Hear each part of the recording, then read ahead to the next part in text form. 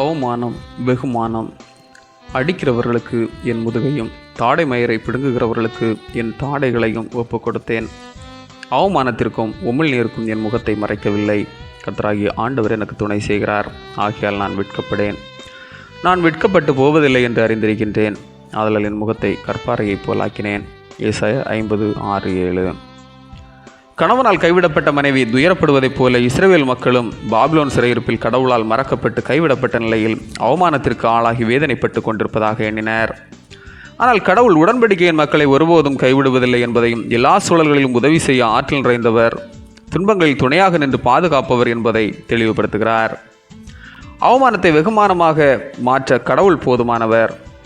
எபிரேயர் 12:2 அவர் தமக்கு முன் வைத்திருந்த சந்தோஷத்தின் பொருட்டு அவமானத்தை எண்ணாமல் சிலுவையை சகித்து தேவனுடைய சிங்காசனத்தின் வலது வருஷத்தில் வீற்றிருக்கிறார்.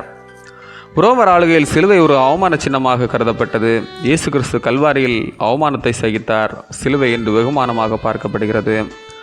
துன்பங்கள், அவமானங்கள் வரும்போது துவண்டு விடாமல் இறைவன் நமக்கு துணையாயிருப்பார் என்கின்ற இறை நம்பிக்கையில் வாழ்வில் முன்னேறி செல்வோம். ஆமீன். இந்த நாள் உங்களுக்கு இனிய நாளாக மலரட்டும்.